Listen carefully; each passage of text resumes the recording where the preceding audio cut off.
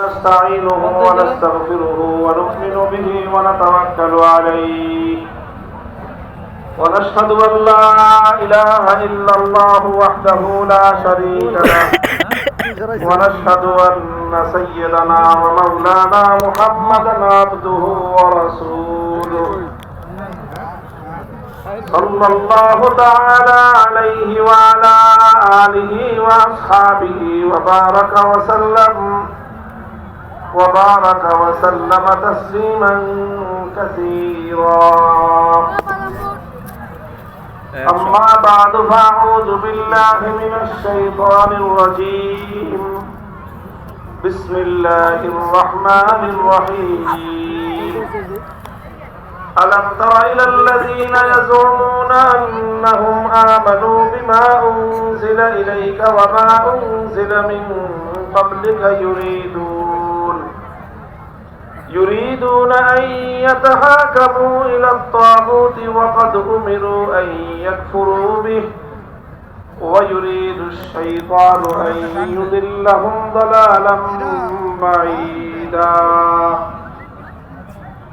بارك الله لنا ولكم في القرآن العظيم ونفعنا وإياكم بالآيات والذكر الحكيم. اللهم صل على محمد وعلى آل محمد كما صليت على إبراهيم وعلى آل إبراهيم إنك حميد مجيد.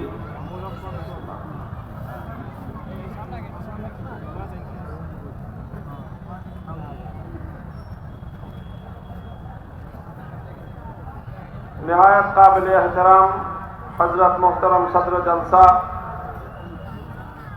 উপস্থিত হযরত উলামায়ে কেরাম, সম্মানিত শ্রদ্ধাভাজন মুরব্বী সাহেবান, সমবেত ইসলাম প্রিয়, কোরআন প্রেমিক, নবী প্রেমিক, তাওহীদি মুসলমান ভাই ও বন্ধুগণ, বিভিন্ন শিক্ষা প্রতিষ্ঠান থেকে সমবেত সমাগত আমার প্রাণ প্রিয় ছাত্র বন্ধুগণ, সর্বস্তরের বরিশালবাসী, বরিশাল বিভাগের কওমি মাদ্রাসা ঐক্য পরিষদের উদ্যোগে আজকে এই আজিমুশান ইসলামী মহাসম্মেলন এই অঞ্চলের জন্য একটি তাৎপর্যপূর্ণ ঘটনা। এই সম্মেলনের মাধ্যমে এই অঞ্চলের উলামায়ে কেরাম একদিকে যেমনি ভাবে তাদের ঐক্যবদ্ধ একটি প্রয়াস জাতির সম্মুখে উপস্থাপন করতে সক্ষম হয়েছেন, ঠিক তদ্রূপ বর্তমান সমাজ, দেশ এবং রাষ্ট্রের কাছে উলামায়ে ইসলামের, উলামায়ে উম্মতের কি প্রত্যাশা, কি দাবি, জাতির উদ্দেশ্যে আমাদের কি বক্তব্য, সেটাও সম্মিলিতভাবে আমাদের পক্ষ থেকে প্রতিনিধিত্ব হিসেবে কিছু মানুষ আপনাদের সম্মুখে উপস্থাপন করার সুযোগ পেয়েছেন।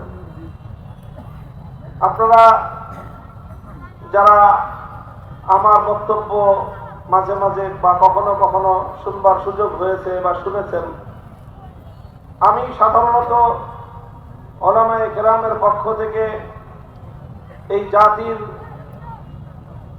মুসলিম উম্মার পক্ষ থেকে বর্তমান বা চলমান সময়ে আমাদের যেই কথাগুলো বলা উচিত বলে মনে করি, আমি উলামায়ে কেরামের পক্ষ থেকে, আমার ব্যক্তিগত পক্ষ থেকে নয়, বরং সকলের পক্ষ থেকে আমি প্রতিনিধি হিসেবে বক্তব্যগুলো উপস্থাপন করে থাকি। সেই জন্য আমি বিশেষভাবে মঞ্চে উপস্থিত বিভাগীয় শীর্ষ উলামায়ে কেরাম আছেন, তাদের প্রতি আমি প্রথমেই সবিনয় আরজ করব, আমার কোনো কথা যদি আপনাদের পক্ষ থেকে প্রতিনিধিত্বশীল বক্তব্য না হয়ে থাকে, অবশ্যই আপনারা সেই বিষয়ে আমার দৃষ্টি আকর্ষণ করবেন। আর যদি সেই বক্তব্যগুলো আমাদের সকলের সম্মিলিত কথা হয়ে থাকে, তাহলে এই কথাগুলো আমরা জাতির সামনে আরো বলিষ্ঠভাবে, আরো ঐক্যবদ্ধভাবে সামনের দিনে আমরা বলে চলবো ইনশাআল্লাহ। এখানে দেশের বরেণ্য উলামায়ে কেরাম আলোচনা করেছেন এবং আরো করবেন। আমি খুব দীর্ঘ আলোচনা করব না, আমি কোরআনে পাকের সূরাতুন নিসা থেকে ৬০ নম্বর আয়াতটি তেলাওয়াত করেছি। এই আয়াতের সূত্র ধরেই আজকের আমাদের বাংলাদেশের জাতীয় প্রেক্ষাপটে সবচেয়ে গুরুত্বপূর্ণ ইস্যুতে আমাদের বক্তব্য আমরা তুলে ধরার প্রয়াস চালাবো ইনশাআল্লাহ। আল্লাহ পাক রব্বুল আলামিন আমার তেলাওয়াতকৃত আলোচ্য এই আয়াতের মধ্যে একটা বিষয়ে খুবই বিস্ময় প্রকাশ করেছেন। আল্লাহ পাক খুবই আশ্চর্যান্বিত হয়ে, খুবই রাগ এবং ক্ষোভ নিয়ে আল্লাহ একটা প্রশ্ন তুলে ধরেছেন। আল্লাহ বলেছেন, আলাম তারা ইলাল্লাযীনা ইয়াযুমুনা আন্নাহুম আমানু বিমা উনজিলা ইলাইকা ওয়া মা উনজিলা মিন ক্বাবলিকা ইউরিদুনা আন ইয়াতাহাকামু ইলা আত-তাগুতি ওয়া ক্বাদ উমিরু আন ইয়াকফুরু বিহি। আল্লাহ বলেছেন যে তোমরা কি লক্ষ্য করো না যে কিছু মানুষ এমন রয়েছে, ইয়াযুমুনা আন্নাহুম আমানু, তারা দাবি করে যে তারা ঈমানদার, অথচ ইউরিদুনা আন ইয়াতাহাকামু ইলা আত-তাগুত, তারা তাগুতের কাছে বিচার চাইতে চায়, তারা তাগুতের কাছে ফয়সালা চায়, তারা তাগুতের কাছে মীমাংসা চায়, সিদ্ধান্ত চায়। কোরআনে পাকের এই আয়াত দ্ব্যর্থহীনভাবে কথা স্পষ্টভাবে বিশ্ববাসীর সামনে তুলে ধরেছে যে ঈমান এবং তাগুতের কাছে বিচার এবং মীমাংসা চাওয়া, তাগুতের কাছে সিদ্ধান্ত চাওয়া, এই দুটি একত্রিত হতে পারে না। তুমি আল্লাহর উপরেও ঈমান রাখবা, আল্লাহর উপরেও ঈমানদার বলে নিজেকে পরিচয় দিবা, আবার তুমি তাগুতের কাছে সিদ্ধান্ত চাইবা, এই দুটি কোনোদিন একসাথে হতে পারে না। আলো এবং অন্ধকার যেমন এক জায়গায় অবস্থান করতে পারে না, রাত এবং দিন যেমন একই সময়ে একত্রিত হতে পারে না, ঠিক তেমনি ভাবে ঈমান বিল্লাহ এবং ঈমান বিত-তাগুত, আল্লাহর উপর বিশ্বাস এবং তাগুতের উপর বিশ্বাস একত্রিত হতে পারে না। যে ব্যক্তি আল্লাহর উপর ঈমানদার হবে সে তাগুতকে অস্বীকার করবে, যে তাগুতকে বিশ্বাস করবে তার ঈমান আল্লাহর উপর মজবুত এবং ঈমান আল্লাহর উপর গ্রহণযোগ্য হতে পারে না। কোরআন স্পষ্ট বলে দিয়েছে, কদ তাবায়্যানার রুশদু মিনাল গাই, কোনটা সঠিক পথ কোনটা বিভ্রান্তি স্পষ্ট, দিবালোকের ন্যায় স্পষ্ট। ফামান ইয়াকফুর বিত-তাগুত ওয়া ইউমিন বিল্লাহ ফাকাদ ইসতামসাকা বিল উরওয়াতিল মুসকা, যে তাগুতকে অস্বীকার করবে আল্লাহকে বিশ্বাস করবে সেই কেবলমাত্র মুক্তির পথে থাকবে। মুহতারাম হাজিরিন, তাগুতের এই বিষয়, তাগুতের কাছে সিদ্ধান্ত চাওয়ার এই বিষয় এবং তাগুতের সিদ্ধান্ত মেনে জীবন পরিচালনা করবার এই বিষয়টা, এটা অত্যন্ত স্পর্শকাতর এবং মুসলিম জাতির ঈমান এবং ইসলামের সাথে ঘনিষ্ঠ সম্পৃক্ত একটা বিষয়। দুঃখ এবং পরিতাপের বিষয় হলো যে এই বিষয়টা আমরা অধিকাংশ ক্ষেত্রেই হয়তো পরিস্থিতির শিকার হয়ে অথবা নানা কারণে আমরা এটাকে এড়িয়ে যাই। আজ আমি বলতে চাই, পরিস্থিতি এবং প্রেক্ষাপট যা তৈরি হয়েছে, ঈমান বিল্লাহকে, এক আল্লাহর একত্ববাদ এবং ঈমানকে যেভাবে আমাদের ব্যর্থহীনভাবে জাতির সামনে তুলে ধরার সময় এসেছে, ঠিক তদ্রূপ তাগুতি ব্যবস্থাকে অস্বীকার করার, তাগুতি ব্যবস্থার বিরুদ্ধে চ্যালেঞ্জ ছুড়ে দেওয়ার সময় এসে গিয়েছে।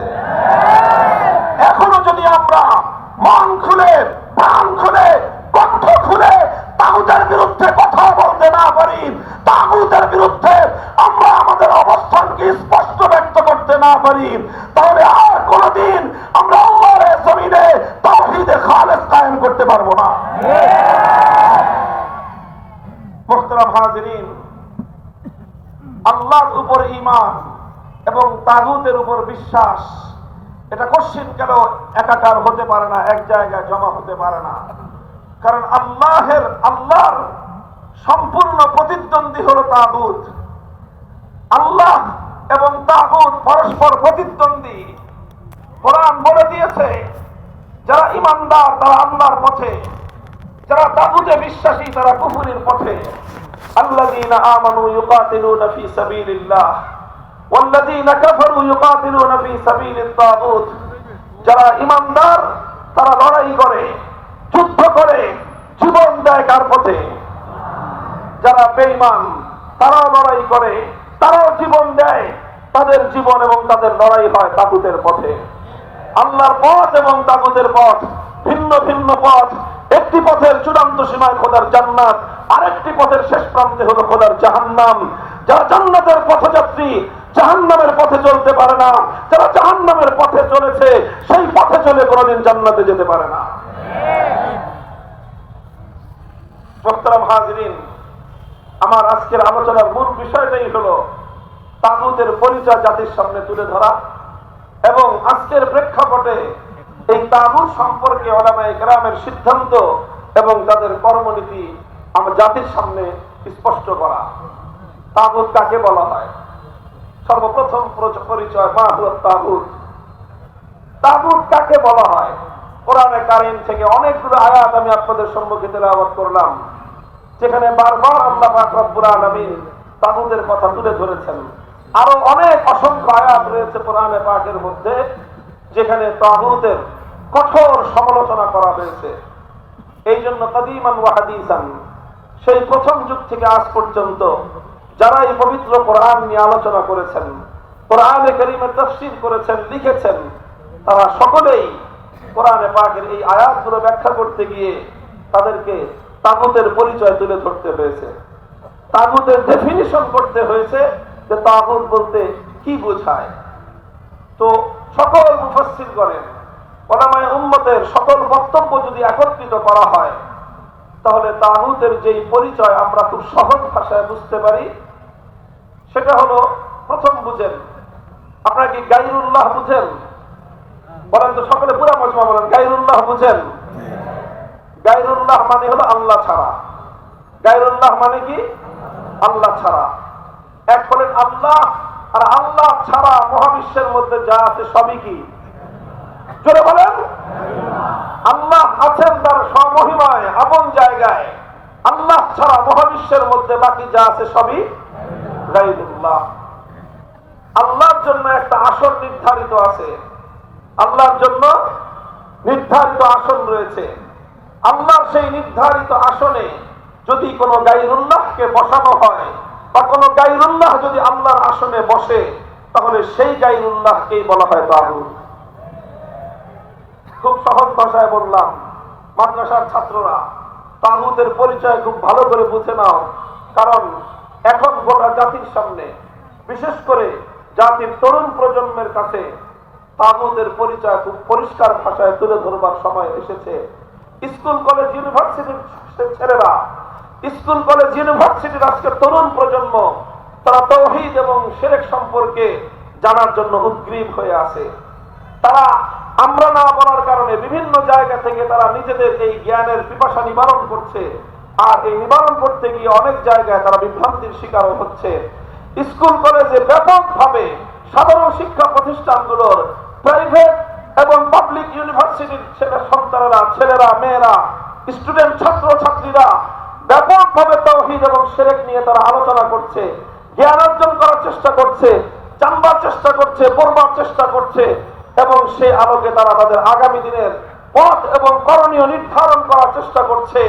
এটা একদিকে জাতির জন্য খুবই একটি আশার দিক যে আজ যাদেরকে জাহিলি সমাজ ব্যবস্থা আল্লাহর দ্বীনের বিরুদ্ধে পরিচালিত করবার জন্য শিক্ষা ব্যবস্থা প্রণয়ন করে যাদেরকে ইসলাম বিদ্বেষী ধারায় পরিচালিত করার চেষ্টা করেছিল, সেই কুফরি শিক্ষা প্রতিষ্ঠানগুলো থেকে তাওহীদের সৈনিক তৈরি হচ্ছে। কাজে এই সময়ে তাওহীদ এবং শিরকের পার্থক্য, আল্লাহর পরিচয় এবং তাগুতের পরিচয় খুলে খুলে বর্ণনা করে দেওয়া উচিত। আমি আবার বলছি, তাগুত বলা হয় আল্লাহর আসনে যে গায়রুল্লাহ বসে, সে গায়রুল্লাহকেই তাগুত বলা হয়। আরো পরিষ্কার ভাষায় বলতে গেলে, আল্লাহ পাক রব্বুল আলামিনের জন্য যেই বৈশিষ্ট্য নির্ধারিত, সেই বৈশিষ্ট্য যদি, আল্লাহর জন্য যেই সিফাত নির্ধারিত, সেই সিফাত যদি কোনো গায়রুল্লাহর জন্য সাব্যস্ত করা হয় তাহলে সেই গায়রুল্লাহকেই তাগুত বলা হয়। যেমন সুনির্দিষ্ট দৃষ্টান্ত হিসাবে আমি বলি, আপনারা আমার প্রশ্নের জবাব দেন। খুব বেশি প্রশ্ন আমি করব না, অল্প কয়েকটা প্রশ্ন করব, এরপরে আমি আমার আলোচনার যে মূল উদ্দেশ্য সেটা ব্যক্ত করব। সেটা হলো, আচ্ছা বলেন তো, মহাবিশ্বের মধ্যে ইবাদতের হকদার একমাত্র কে? আল্লাহ। মহাবিশ্বের মধ্যে ইবাদতের মালিক একমাত্র কে? আল্লাহ। সুতরাং আল্লাহর জন্যই ইবাদত করতে হবে। সেই ইবাদত যদি আল্লাহর জন্য না করে কোন গায়রুল্লাহর জন্য করা হয়, তাহলে যেই গায়রুল্লাহ ইবাদত গ্রহণ করবে সেই গায়রুল্লাহকে বলা হয় তাগুত।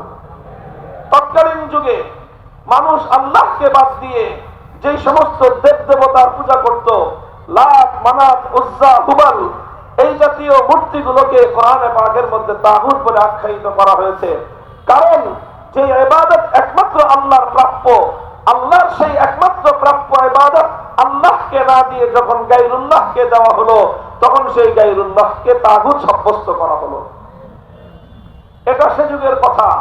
আজকের যুগে হয়তো লাত, মানাত, উজ্জা, হুবাল নামক দেবতারা নাই। আজকের যুগে আছে দুর্গা, সরস্বতী, কালী ইত্যাদি বিভিন্ন নামের দেবতা।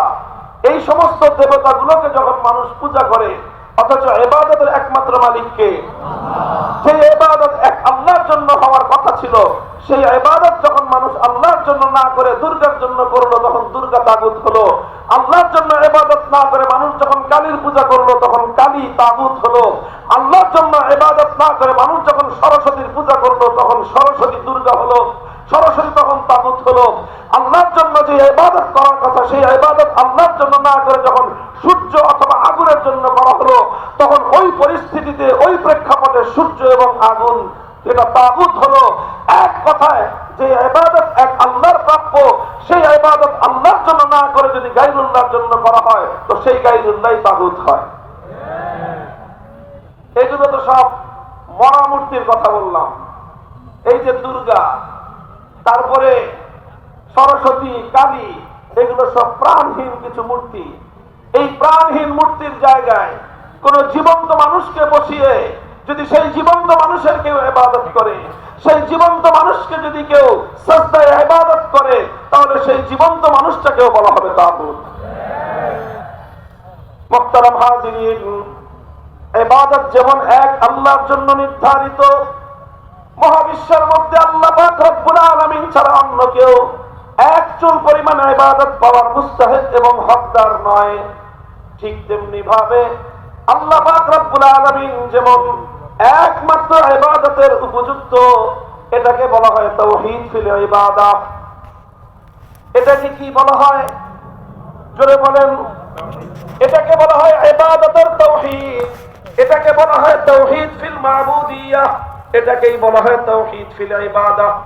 ইবাদতের মধ্যে এক আল্লাহ পাক রব্বুল আলামিনের একত্ববাদকে বিশ্বাস না করলে একজন মানুষ যতই মুখে মুখে বলুক লা ইলাহা ইল্লাল্লাহ, এটা তার মুখের কথা হতে পারে, এটা তার অন্তরের বিশ্বাস হতে পারে না।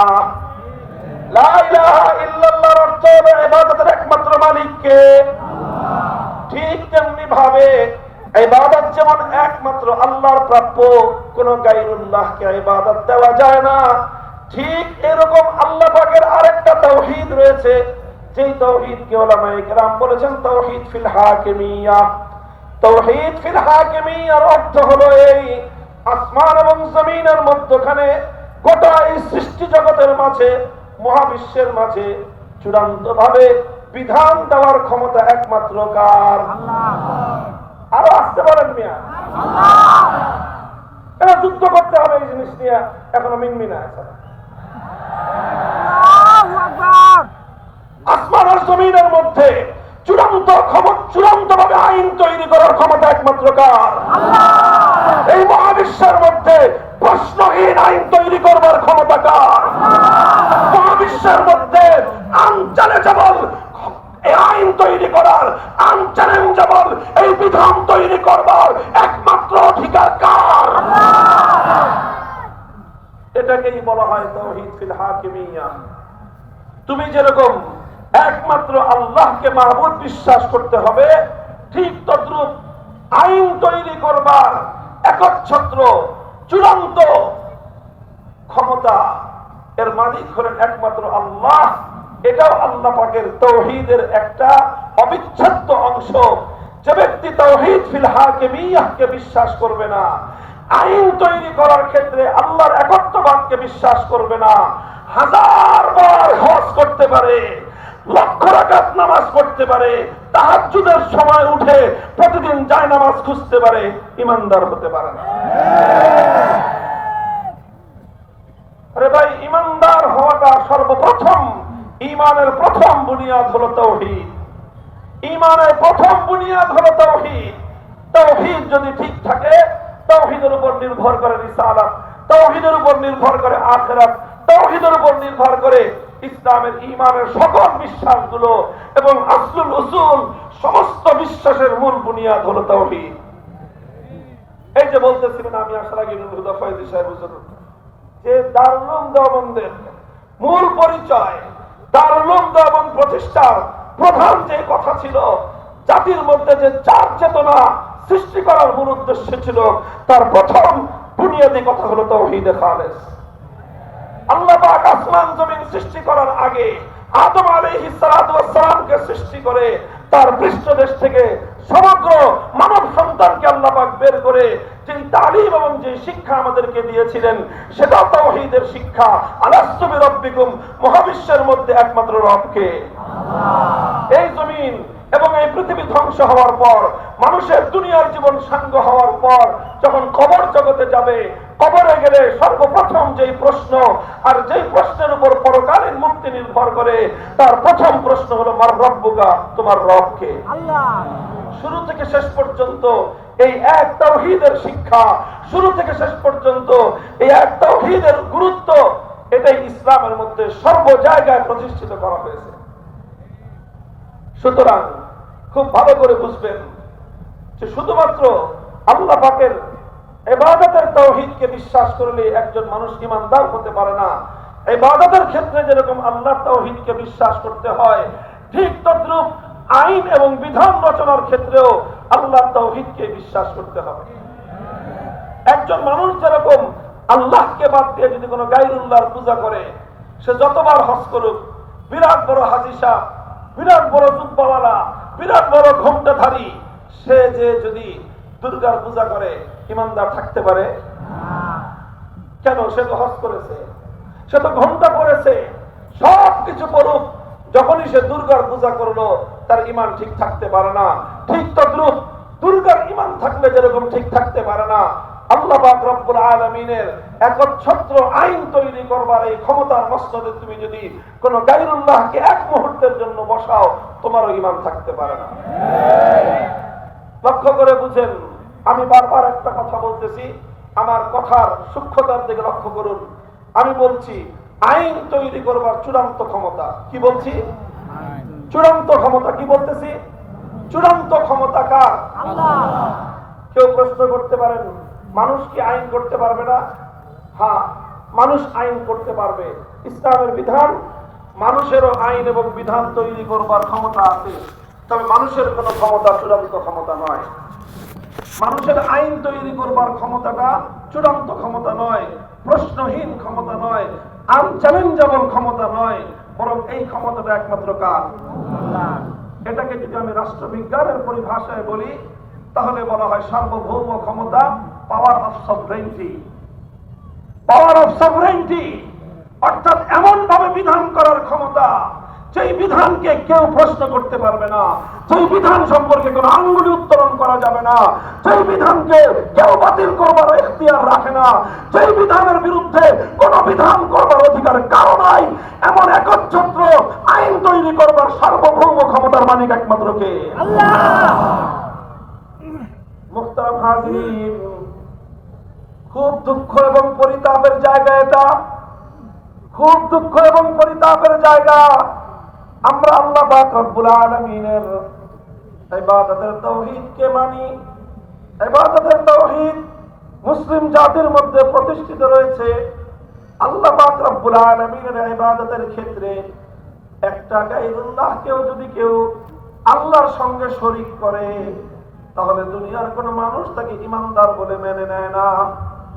কিন্তু দুঃখ লাগে যখন মানুষ বলে জনগণের সার্বভৌম ক্ষমতার অধিকার, মানুষ যখন বলে সংসদের সার্বভৌম আইন তৈরি করবার অধিকারের কথা, তখন অসংখ্য অগণিত নামধারী মুসলমান অকপটে সে কথা মেনে নেয়। শুধু মেনে নেয় তাই নয়, বরং নামধারী মুসলমানরা আল্লাহর বিরুদ্ধে আর একটা আইন পরিষদ দাঁড় করায় সেই আইন পরিষদকে সার্বভৌম আইন তৈরি করবার ক্ষমতা তাদের হাতে তুলে দেয়। আচ্ছা বলেন তো, যে একজন মানুষ যদি একটা দুর্গাকে ইবাদতের ক্ষেত্রে আল্লাহর সমকক্ষ সাব্যস্ত করে, তাহলে সে ঈমানদার থাকতে পারে? তাহলে একটা দুর্গাকে, একটা মূর্তিকে যদি কেউ আল্লাহর সমকক্ষ সাব্যস্ত করে, সে যদি ঈমানদার থাকতে না পারে, তার পরিচয় যদি হয় হিন্দু, তাহলে যারা 300-350 মানুষকে আল্লাহর সমকক্ষ সাব্যস্ত করলো আইন তৈরি করবার ক্ষেত্রে, তারা হিন্দুর চেয়ে ছোট বেঈমান না বড় বেঈমান? এর খামাখায় সমস্ত কথা লুকায় রেখে হুজুর লাভ নাই। এই সকল বেঈমানদেরকে ঈমানদার সাব্যস্ত করার জন্য নানা রকম পেশদোষের কথা, এই তাবিলের কথা বলে বলে আল্লাহ নাই। বিপ্লবের মাধ্যমে প্রমাণ হয়েছে বাংলার মাটির তরুণ প্রজন্ম বিপ্লবের জন্য প্রস্তুত। তারা বিপ্লব চায়, তাওহীদের বিপ্লব। তারা বিপ্লব চায় মুক্তির বিরুদ্ধে বিপ্লব। তারা বিপ্লব চায় শিরকের বিরুদ্ধে বিপ্লব। বিপ্লবের জন্য ইসলামী নেতৃত্ব যদি প্রস্তুত থাকে, বাংলার মাটি ইসলামী বিপ্লবের জন্য প্রস্তুত। নারায়ে তাকবীর, নারায়ে তাকবীর। বাজার হাতিয়ার, গর্জে ওঠো একবার। ওহুদের হাতিয়ার, গর্জে ওঠো একবার। নারায়ে তাকবীর। কথা এটা পরিষ্কার, এমন ভাবে আইন তৈরি করা হবে যে আইনকে কেউ চ্যালেঞ্জ করতে পারবে না। এই অধিকার একমাত্র কার? সুতরাং আল্লাহর সেই অধিকারকে কেড়ে নিয়ে কোন রাজা বাদশাহ যদি সার্বভৌম আইন তৈরি করবার ক্ষমতা নিজের হাতে তুলে নেয়, সেই রাজা বাদশার নাম হবে তাগুত। আল্লাহর আইনের জায়গায় কোন রাষ্ট্রপতি যদি কোন আইন তৈরি করে, সেই রাষ্ট্রপতিকে বলা হবে তাগুত। আল্লাহর আইনের জায়গায় কোন প্রধানমন্ত্রী যদি কোন বিকল্প আইন দেয়, সেই প্রধানমন্ত্রীকে বলা হবে তাগুত। আল্লাহর আইনের জায়গায় কোন মন্ত্রী পরিষদ যদি ভিন্ন কোন আইন অনুমোদন দেয়, সেই মন্ত্রী পরিষদকে বলা হবে তাগুত। আল্লাহর আইনের জায়গায় কোন বিচারপতি, কোন বিচারালয়, কোন সুপ্রিম কোর্ট, কোন হাইকোর্ট, কোন আদালত যদি আল্লাহর আইনের বিকল্প আইন দেয়, সেই আদালতকে বলা হবে তাগুত। আল্লাহর আইনের জায়গায় কোন আইন পরিষদ, কোন সংসদ যদি আইন তৈরি করে, সেই সংসদকে বলা হবে তাগুত।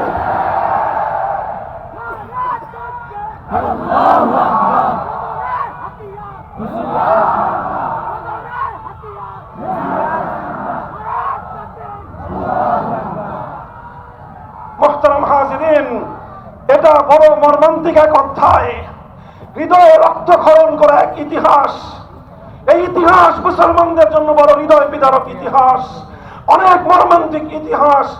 মুসলিম জাতির মধ্যে এভাবে আল্লাহর তাওহীদ ফিল হাকিমিয়্যতকে অস্বীকার করে মুসলিম সমাজকে, মানব সমাজকে মানুষের বানানো আইনের দ্বারা শাসন করার এই শিরকি এবং এই কুফরি অভিশাপ মুসলিম সমাজের মধ্যে খায়রুল কুরুনের মধ্যে ছিল না।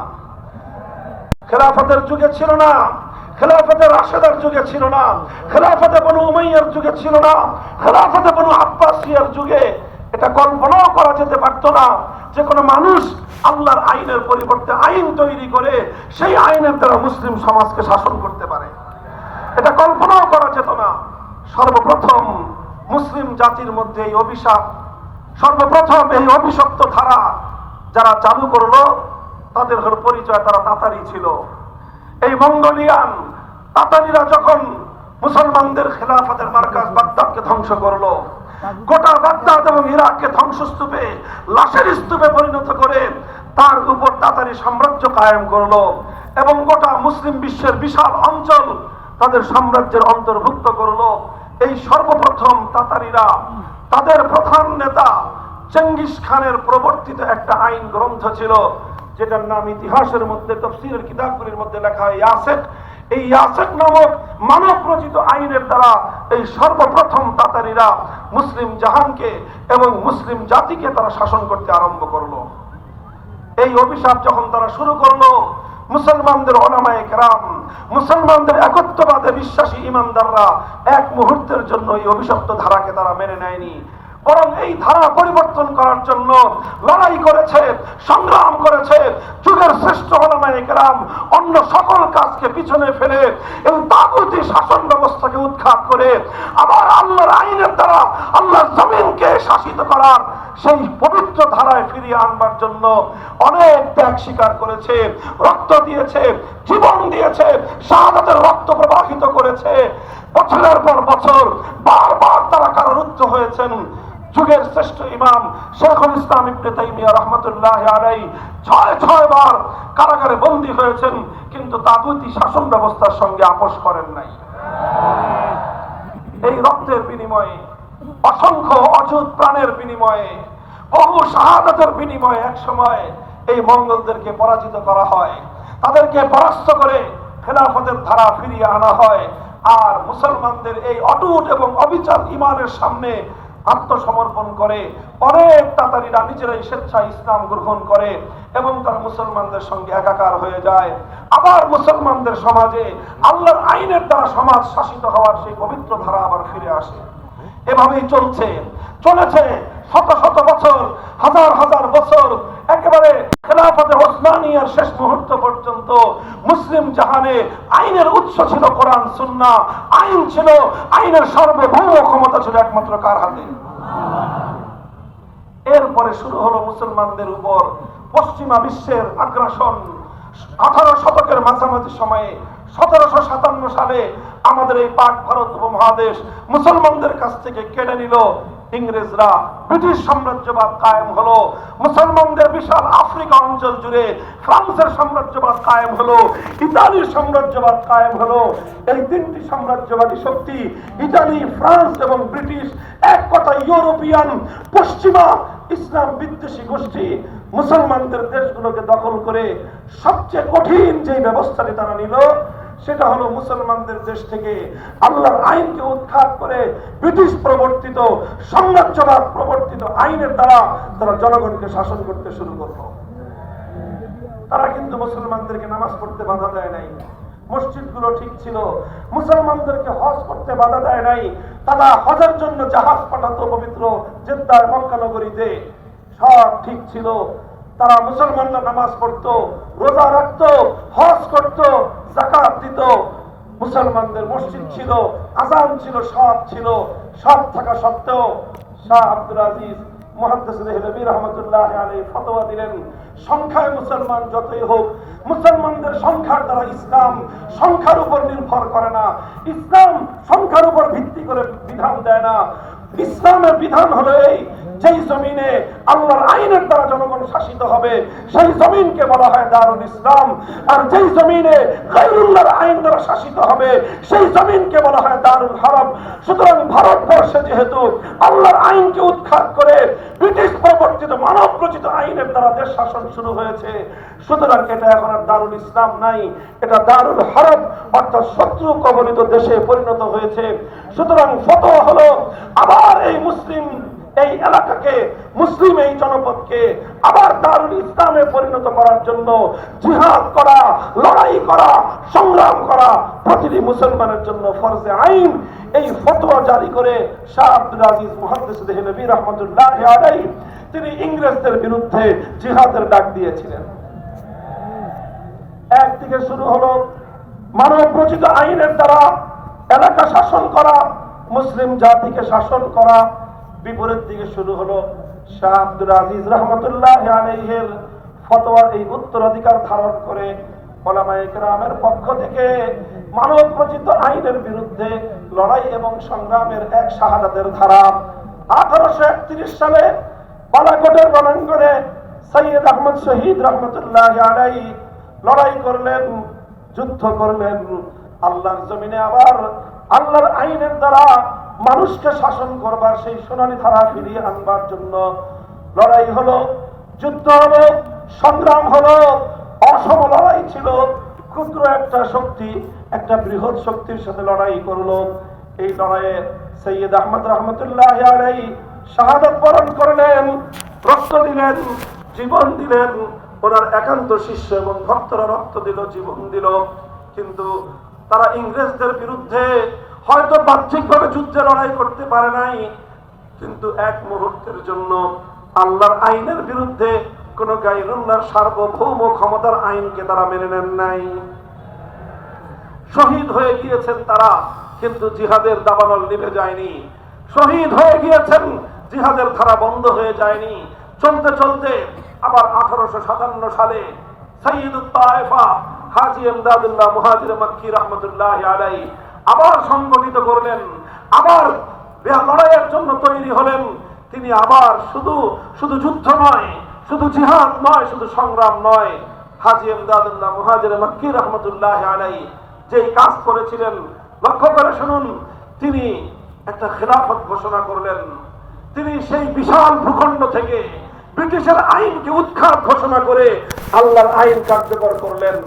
তাই তিনি একটা খেলাফত ঘোষণা করে, যেই খেলাফতের দারুল মামলাকা রাজধানী ছিল থানা ভবন, যেখানে থানবী রহমতুল্লাহ আলাইহির জন্মস্থান, যেখানে হাজী সাহেব রহমতুল্লাহ আলাইহির খানকা ছিল, সেই থানা ভবনকে কেন্দ্র করে একটা ইসলামী রাষ্ট্র, ইসলামী খেলাফত ঘোষণা করলেন। সেই খেলাফতের আমিরুল মুমিনিন ছিলেন হাজী ইমদাদুল্লাহ মুহাজির মক্কি রাহমাতুল্লাহি আলাইহি।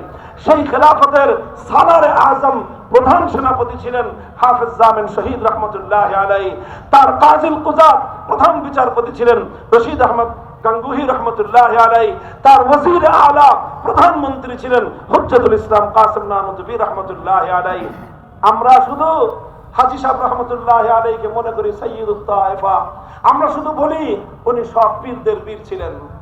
হ্যাঁ, অবশ্যই অস্বীকার করার কোনো উপায় নাই যে হাজী সাহেব রহমতুল্লাহি আলাইহি রশিদ আহমদ গাঙ্গুহির পীর ছিলেন, হাজী সাহেব রহমতুল্লাহি আলাইহি শাইখুল হিন্দের পীর ছিলেন, হাজী সাহেব রহমতুল্লাহি আলাইহি আশরাফ আলী থানভী রহমতুল্লাহি আলাইহির পীর ছিলেন, হাজী সাহেব রহমতুল্লাহি আলাইহি কাসিম নানুতুবির পীর ছিলেন।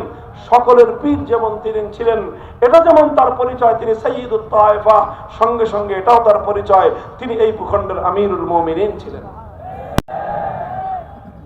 আজ আমরা এমন পীর চাই, এমন আলেম চাই, যারা আল্লাহর জমিনে আমার আল্লাহর আইনকে ফিরিয়ে আনবার জন্য, আল্লাহর জমিনে মানব রচিত আইনকে উৎখাত করার হিম্মত নিয়ে জাতিকে নেতৃত্ব দেবেন। ইনশাআল্লাহ হাজী ইমদাদুল্লাহ মুহাজির মক্কির সন্তানরা সে কাজ করবে ইনশাআল্লাহ। মুহতারাম হাজিরিন, আমি যে কথাটা বলার জন্য ইতিহাসের ধারা টানছি, 1857 সালের শামেলির রণাঙ্গনে জিহাদ করে ওনারা টিকতে পারলেন না। হাফেজ জামিন রহমতুল্লাহ আলাইহি শহীদ হলেন। মুসলমানদের খেলাফতকে অস্ত্রের মুখে, বারুদের মুখে, বুলেটের আঘাতে ইংরেজরা উৎখাত করলো, ধ্বংস করলো, কিন্তু মুসলমানদের জিহাদের ধারা বন্ধ হয়ে যায়নি। 1857 সালে থানা ভবনের খেলাফতকে তারা উচ্ছেদ করলো।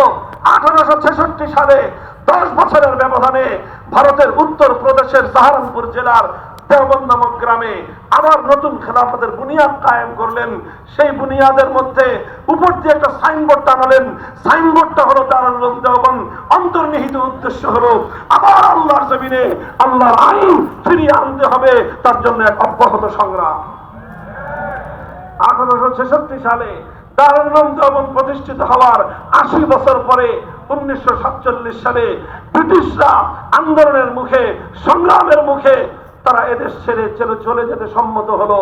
তারা বলল যে আমরা তোমাদের দেশকে শাসন করব না, তোমরা নিজেরাই তোমাদের দেশ যেভাবে ইচ্ছা সেভাবে শাসন করো। আমরা চলে গেলাম, আমরা চলে যাচ্ছি। যখন দেশটা স্বাধীন হবে এই প্রশ্ন আসলো, তখন এই দেশে দুই জাতির বসবাস ছিল। এক জাতি হলো হিন্দু জাতি, আর এক হলো মুসলিম জাতি। অন্যান্য আরো সম্প্রদায় ছিল, তবে তারা প্রধান দুই সম্প্রদায়ের সমকক্ষ ছিল না। হিন্দু এবং মুসলিম দুই জাতির বসবাস ছিল ভারতবর্ষে। তখন মুসলমানদের সামনে প্রশ্ন ছিল যে এই ভারতবর্ষে হিন্দু আর মুসলিম যদি গণনা করা হয়, হিন্দুদের সংখ্যা মুসলমানদের তুলনায় বেশি, মুসলমানদের সংখ্যা হিন্দুদের তুলনায় কম। বর্তমান পৃথিবী গণতন্ত্রের পৃথিবী, এই জায়গায় যদি আমরা হিন্দুদের সঙ্গে একসঙ্গে যোগদান করি, গণতন্ত্রের মার পেছে হিন্দুদের শাসন ক্ষমতার অধীনে আমাদের থাকতে হবে। আমরা আর কোনোদিনও আল্লাহর জমিনে আল্লাহর আইন ফিরিয়ে আনতে পারবো না। এজন্য মুসলমানরা সিদ্ধান্ত গ্রহণ করলো, রাষ্ট্র আমাদের ছোট হতে পারে, অত বড় রাষ্ট্রের আমাদের দরকার নাই। অর্থনৈতিক উন্নতি আমাদের কম হতে পারে, অত উন্নত অর্থনীতির প্রয়োজন আমাদের নাই। সামরিক শক্তি আমাদের কম হতে পারে, এত কিছুর প্রয়োজন আমাদের নাই।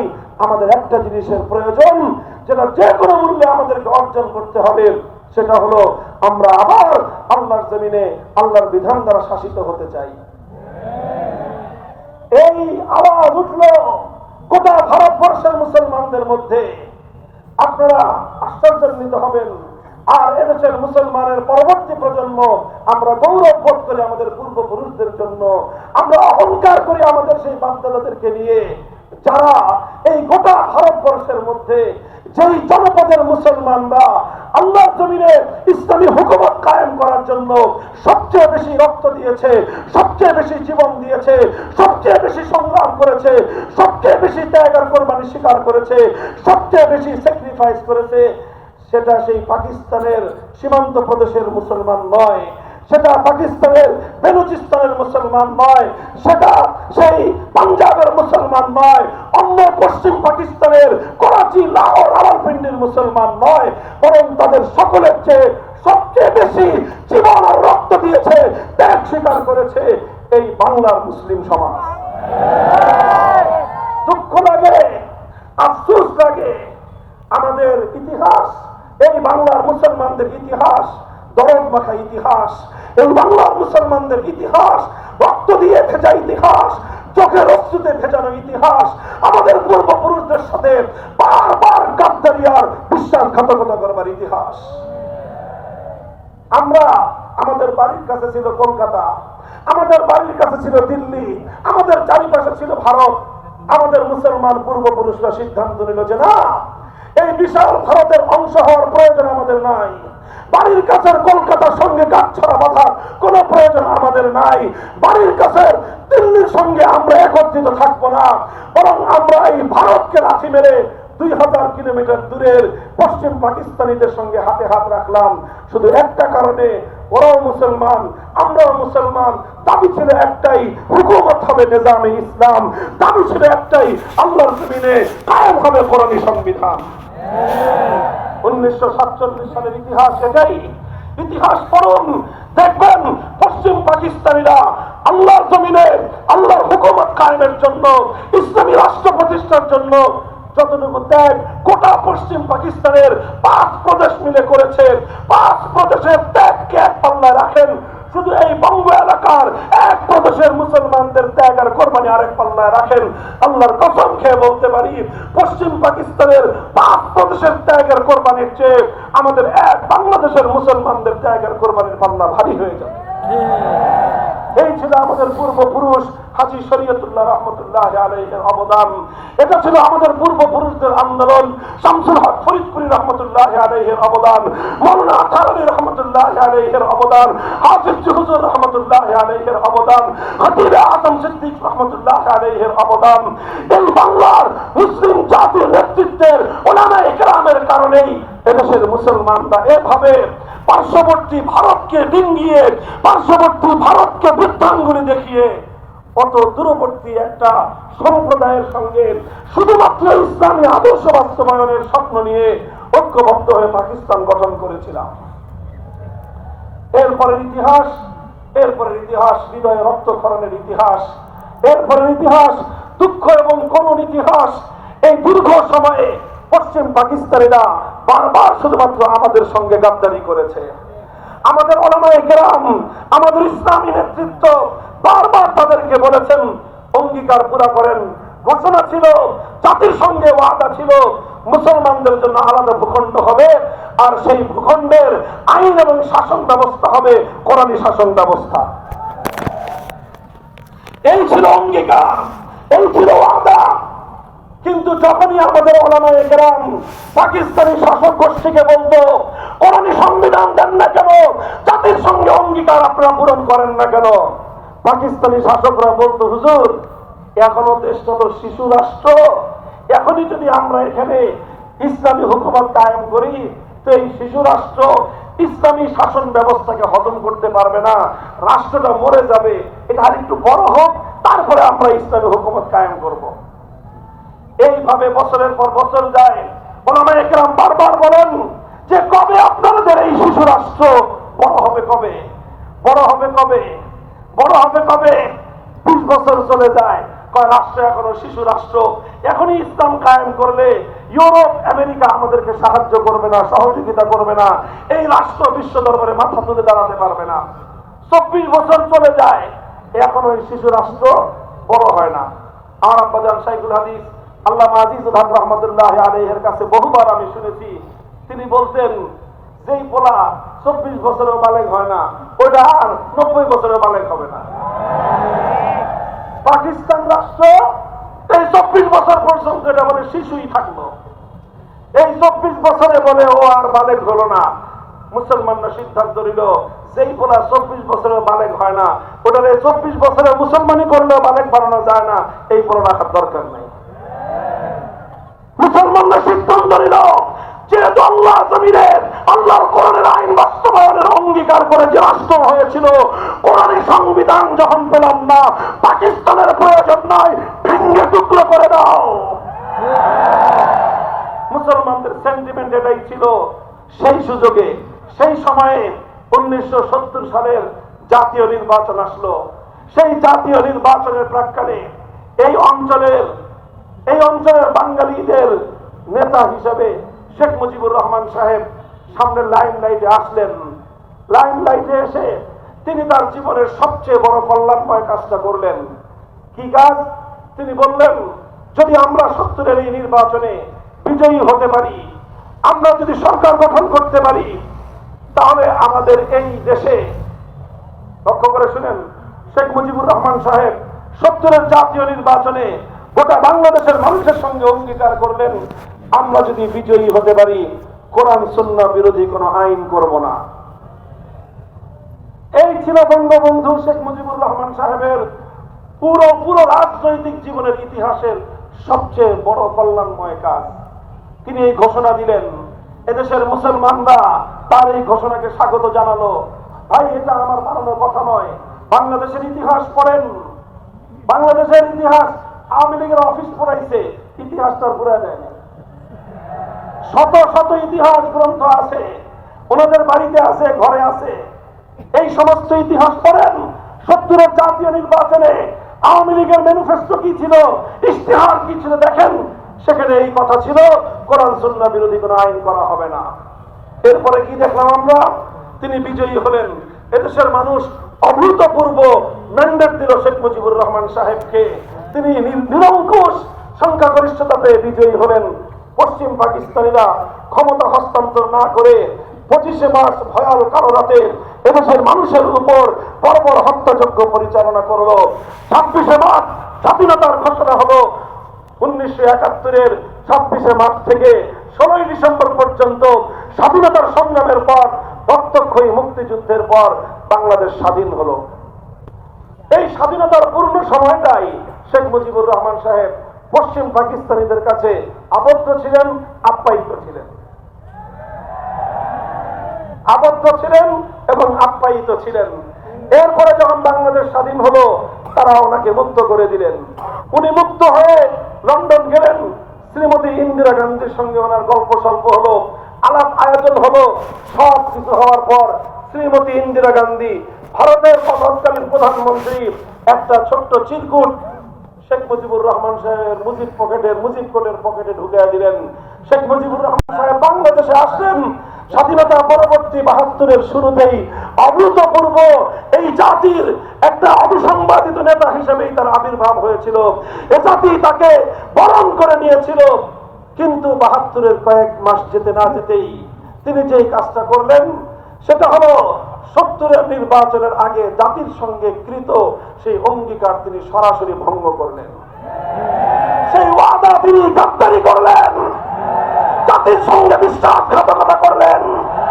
কোরআন সুন্নাহ বিরোধী কোন আইন তৈরি না করার অঙ্গীকার করে তিনি সংবিধানের মধ্যে ভারতীয় একটি অমুসলিম রাষ্ট্রের সংবিধানের মূলনীতি জাতীয়তাবাদ, ধর্মনিরপেক্ষতাবাদ, গণতন্ত্র, সমাজতন্ত্র নামক কুফরি মতবাদ গুলো দিয়ে বাংলাদেশের সংবিধানকে কুফরি সংবিধানে পরিণত করে গোটা জাতির হাজার বছরের কামনাকে ধুলোয় মিশিয়ে দিলেন।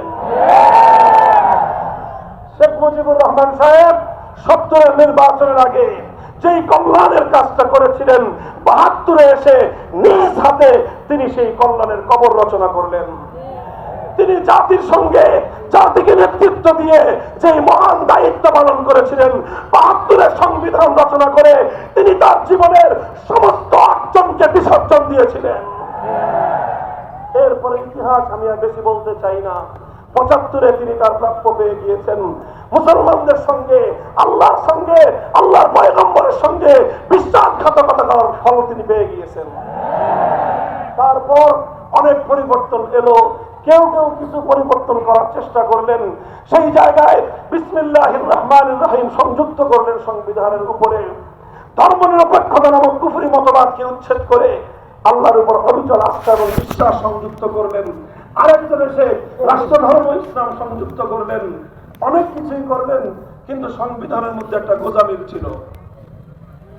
যদি আল্লাহর উপর আস্থা, অবিচল আস্থা এবং বিশ্বাস সংবিধানের ভিত্তি হয়ে থাকে, তাহলে বাংলাদেশে কোরআন সুন্নাহ বিরোধী কোন নীতি মেনে চলতে পারে না, কোন আইন চলতে পারে না, কোন বিধান চলতে পারে না।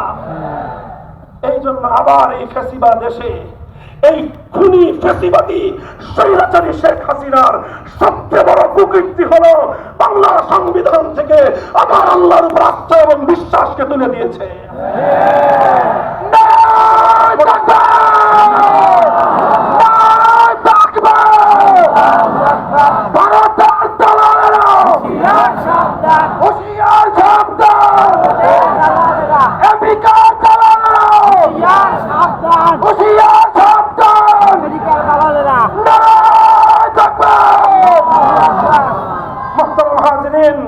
এই সংবিধানের মধ্যে সংসদকে, জনগণকে এবং জনগণের প্রতিনিধি হিসাবে জাতীয় সংসদকে সেই ক্ষমতা দেওয়া হয়েছে, সেই ক্ষমতা একমাত্র আল্লাহর জন্য নির্ধারিত।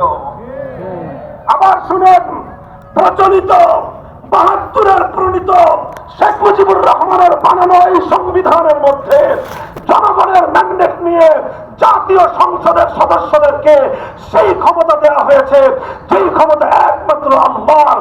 এক আল্লাহর আসনে দুর্গা বসলে যেরকম তাগুত হয়, এক আল্লাহর আসনে সরস্বতী কালী বসলে যেমন তাগুত হয়, এক আল্লাহর আসনে লাত, মানাত, উজ্জা, হুবল বসলে যেরকম তাগুত হয়, আল্লাহ সার্বভৌম আইন তৈরি করবার ক্ষমতা গ্রহণ করে এই সংসদ তাগুতি সংসদ পরিণত হয়েছে।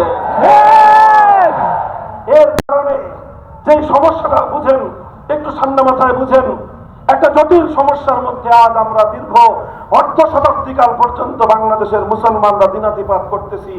সেটা হলো এই রাষ্ট্রের সংবিধানের কারণে, এই রাষ্ট্রীয় সাংবিধানিক বাধ্যবাধকতার কারণে আমাদেরকে অনেক জায়গায় ইচ্ছায় অনিচ্ছায় বাধ্য হয়ে হৃদয়ে রক্তক্ষরণ সহ আল্লাহর আইন বিরোধী, কোরআন সুন্নাহ বিরোধী অসংখ্য কাজ আমাদেরকে প্রতিনিয়ত করতে হয়। যদি আপনি জনগণের ভোটে নির্বাচিত হয়ে জাতীয় সংসদে যানো, এমন শপথ আপনাকে গ্রহণ করতে হবে, সেই শপথ কালেমা পড়নেওয়ালা একজন একত্ববাদী মুসলমান পড়তে পারে না, বাধ্য হয়ে সেই শপথ পড়তে হয়।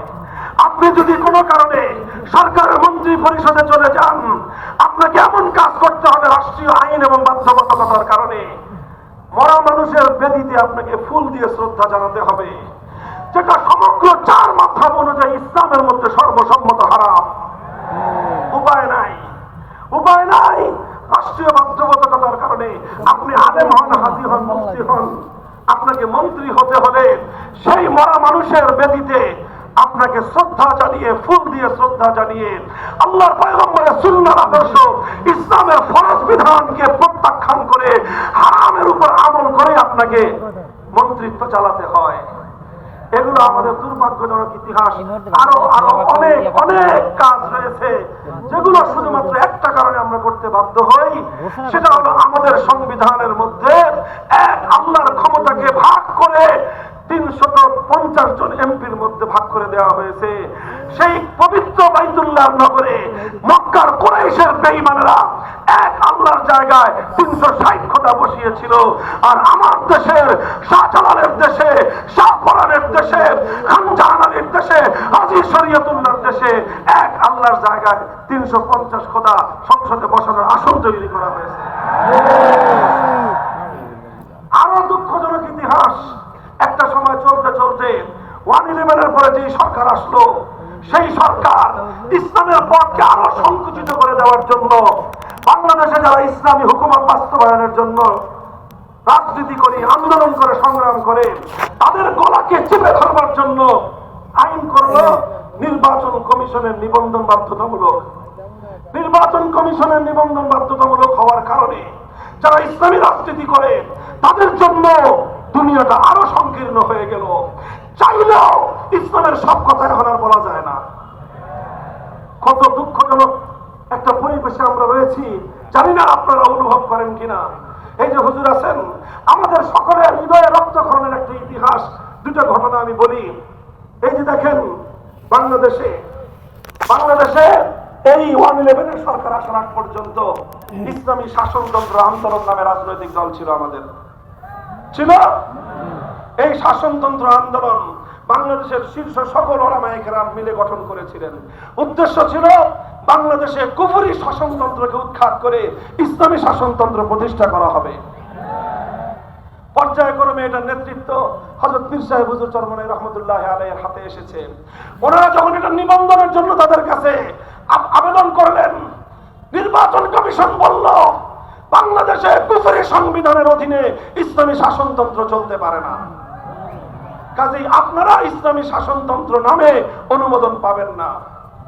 এটা ইতিহাস, এটা চোখের অশ্রুর ইতিহাস নয়, বুকে রক্ত পড়ার ইতিহাস। শেষ পর্যন্ত বাধ্য হয়ে ইসলামী শব্দ রেখে শাসনতন্ত্র শব্দ বাদ দিয়ে ওনাদেরকে নিবন্ধন দিতে হয়েছে। এটা আমাদের জন্য করুণ এক ইতিহাস। এই বাংলাদেশে শিরকের সামনে তাওহীদকে পদদলিত করবার এক ইতিহাস, কুফরের সামনে ইসলামকে বলি দেওয়ার এক ইতিহাস। আরো মর্মান্তিক আর একটা ইতিহাস আছে, বুঝেন, শুধু শব্দ নয়। বাংলাদেশ জামাতে ইসলামী নামে একটা দল আছে, তাদের সঙ্গে আমাদের উলামায়ে কওমিয়ার অনেক মতবিরোধ আছে। সেই মতবিরোধের জায়গাগুলো একটা ভিন্ন জায়গা, কিন্তু একটা জায়গায় আমরা সকলে একমত, সেটা হলো আল্লাহর জমিনে আমরা আল্লাহর হুকুমত চাই। আমরা আল্লাহর জমিনে ইসলামী হুকুমত চাই। এই বাংলাদেশ জামাতে ইসলামীকে বাংলাদেশের সর্বোচ্চ আদালত হাইকোর্ট থেকে তাদের নিবন্ধন বাতিল করে দিল। কেন বাতিল করলো? ৭১ সালের তাদের বিতর্কিত ভূমিকার কারণে না, ৭১-এর মুক্তিযুদ্ধের ভূমিকার কারণে নয়। তাহলে কেন? আম্বিয়া ইকরামকে মাসুম মানে না, সাহাবা ইকরামকে মেয়ারে হক নিয়ে তাদের আলোচনা আছে, এই কারণে না, এই সকল কারণে নয়। বাংলাদেশ জামাতে ইসলামীর নিবন্ধন বাতিল ঘোষণা করেছিল হাইকোর্ট শুধু এই কারণে যে তাদের সংবিধানে আল্লাহর সার্বভৌম ক্ষমতার কথা বলা হয়েছে, তাদের সংবিধানে তাওহীদের কথা আছে। অর্থাৎ আদালত বলতে চায় বাংলাদেশে শিরকের রাজতন্ত্র চলবে, শিরকের তন্ত্র চলবে, বাংলাদেশে কুফরি সংবিধান চলবে, আল্লাহর সার্বভৌমত্বের কথা বলা যাবে না। বলেন, এই ঘটনার পরেও এদেশের লক্ষ লক্ষ মুসলমান এখন আমরা মাটির উপর দিয়ে বিচরণ করি, এটা আমাদের জন্য অনেক বড় একটা কষ্টের বিষয়, হৃদয় বিদারক একটা বিষয়। আপনারা হৃদয় দিয়ে অনুভব করেন কিনা আমি জানি না। বলবেন, হুজুর এই সকল ফেসাল কেন করতেছেন? এই ইসলামী সম্মেলনে রাজনৈতিক আলাপ কেন করেন? আমি দেখেন, আমি সেই ইসলামকে বিশ্বাস করি যে ইসলাম মুকাম্মাল নিজামে হায়াত, যে ইসলাম কমপ্লিট কোড অফ লাইফ, যে ইসলাম রাজনীতি এবং রাষ্ট্র ছাড়া পূর্ণাঙ্গ হতে পারে না। কাজেই রাজনীতির আলাপ আমাদের কথা আসবে, রাষ্ট্র ব্যবস্থায় কুফরি সংবিধানের বিরুদ্ধে আমাদের বলতেই হবে, আমরা বলতেই থাকবো। হয়তো আমরা আল্লাহর জমিনে আল্লাহর খেলাফত কায়েম করব, না হয় শাহাদাতের রক্ত দিব, শাহাদাতের রক্ত দেব।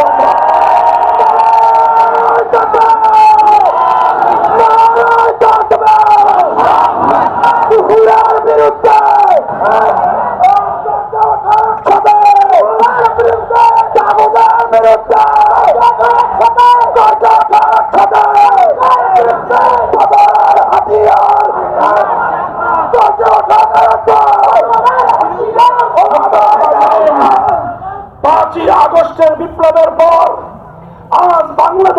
নতুন প্রেক্ষাপট তৈরি হয়েছে। কথা বলেন ঠিক না বেঠি? আমার যুব এবং তরুণ প্রজন্ম রক্ত দিয়ে যেই স্বাধীনতা এনেছে, সেই স্বাধীনতার তাৎপর্য উপলব্ধি করতে হবে। সেই স্বাধীনতার অন্যতম তাৎপর্য 5ই আগস্টের বিপ্লবের অন্যতম পদক্ষেপ ছিল টেকনাফ থেকে তেতুলিয়া গোটা বাংলাদেশকে শিরকের মূর্তি থেকে, শিরকের প্রতি মূর্তি থেকে মুক্ত করা। শুধু এই মূর্তি খেদায়ে, শুধু মরা মূর্তি খেদায়ে তাওহীদের বিজয় আসবে না। হ্যাঁ, মরা মূর্তি যেভাবে আমরা বিতাড়িত করেছি, জিন্দা মূর্তিও বিতাড়িত করতে হবে। আজ বাংলাদেশের সকল ক্ষেত্রে, জাতীয় ক্ষেত্রে সবচেয়ে আলোচিত ইস্যু হলো সংবিধান সংস্কার। সংবিধান সংস্কার, সংবিধান সংস্কার। আমরা স্পষ্ট ভাষায় আমাদের দাবি তুলতে চাই। নানা রকম সাহিত্যপূর্ণ ভাষায় মারপেচের অনেক আলাপ আলোচনা আছে, এগুলো যারা টেবিলে বলবেন টেবিলে বলেন, ফাইলে লিখে লম্বা লম্বা প্রজেক্ট আমরা জমা দিব, লম্বা লম্বা প্রস্তাব পত্র আমরা জমা দিব, অনেকে জমা দিয়েছি, সব ঠিক আছে। কিন্তু মঞ্চে ময়দানে গোটা জাতিকে নিয়ে একটা দাবি আমরা এবার তুলতে চাই। সেই দাবি হলো, আমাদের সংবিধানের এই সকল কুফরি ধারাগুলোর কারণে বাধ্য হয়েও আমাদের ওলামায়ে কেরামকে, ইসলাম প্রিয় জনতাকেও নানা সময়ে ইসলাম বিরোধী অনেক কার্যকলাপ বাধ্য হয়ে করতে হয়। আমরা এই অভিশপ্ত ধারায় থাকতে চাই না। আমরা চাই এবার আমাদের সংবিধানে একটা সংশোধনী আসবে, আর সেই সংশোধনীটা শব্দ যাই হোক তার মর্মার্থ এটাই হবে, যদি বাংলার মাটিতে সংবিধানে কোরআন সুন্নাহ বিরোধী কোন আইন থাকে, কোরআন সুন্নাহ বিরোধী কোন ধারা থাকে, কোরআন সুন্নাহ বিরোধী কোন নীতিমালা থাকে, কোরআন সুন্নাহ বিরোধী সকল আইন, সকল নীতি, সকল বিধান বাতিল বলে গণ্য হবে, বাতিল বলে গণ্য হবে। এইরকম একটা সংশোধনী আমরা চাই, যেই সংশোধনের মাধ্যমে আইন তৈরি করবার সার্বভৌম ক্ষমতা মহান আল্লাহর জন্য সংরক্ষিত থাকবে, আর আল্লাহর আইনের বিরুদ্ধে কোন আইন মুসলমানদের বাংলাদেশের সংবিধান অনুযায়ী সংবিধান সম্মত হতে পারবে না। এটা বলতেছি, ভালোই ভালোই বলতেছি, এটা নিয়ে সদয় বিবেচনা করেন, জাতির কল্যাণ হবে। আমি আপনাদেরকে আরেকটা কথা বলি, এই যে দেখেন আগস্ট এবং জুলাই এবং আগস্টের বিপ্লব হলো, এই বিপ্লবে কিন্তু 18 কোটি মানুষের মধ্যে 9 কোটি মানুষকে রাস্তায় নামতে হয় নাই। নামতে হয়েছে কয় লক্ষ? সারা দেশ মিলে সর্বোচ্চ 1 কোটি মানুষ রাস্তায় নেমেছে, বাকিরা তাদের সমর্থনে ছিল। হয়তো 1 কোটিও না, হয়তো 50 লক্ষ বা 20 লক্ষ মানুষ নেমেছে, ফ্যাসিবাদের বিদায় হয়েছে। এবার আমাদেরকে প্রস্তুতি নিতে হবে। এই 5ই আগস্টের বিপ্লবকে আমি মনে করি এটা ইসলামী বিপ্লব নয়, তবে এটা ইসলামী বিপ্লবের সূর্যোদয়ের আগের সুবহে সাদেক।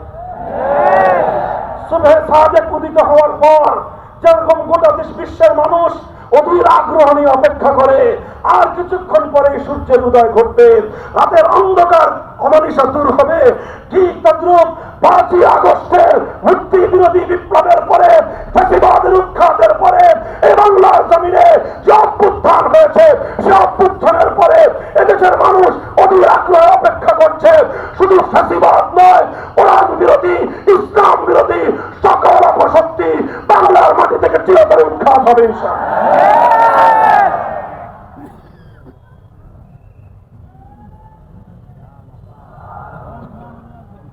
বিপ্লবের জন্য প্রস্তুত আছেন? প্রস্তুতি নেন ইনশাআল্লাহ। সম্ভাবনা, এক নতুন সম্ভাবনার দুয়ার উন্মোচিত হয়েছে। শুধু মাদ্রাসার ছেলেরা নয়, মাদ্রাসার ছাত্র তো রিজার্ভ ফোর্স, এটা তো রিজার্ভ ফোর্স, চূড়ান্ত সময়ে কাজে লাগবে ইনশাআল্লাহ। স্কুলের ছেলেরা, কলেজ ইউনিভার্সিটির ছেলেরা তাওহীদকে ধারণ করার জন্য প্রস্তুত হয়ে আছে, বুকের মধ্যে তাদের রক্ত জমাট বেঁধে আছে। তাওহীদের কথা বলো, আল্লাহর এই জমিনে আমরা আর কুফরি সংবিধান দ্বারা শাসিত হতে চাই না।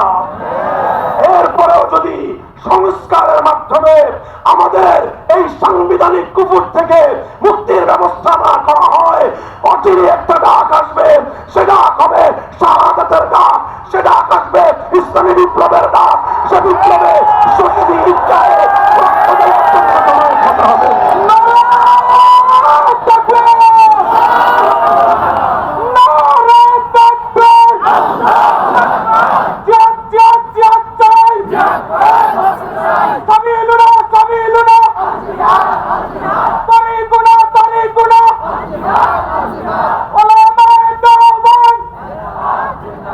ওলামায়ে হক্কানি! ওলামায়ে রব্বানি!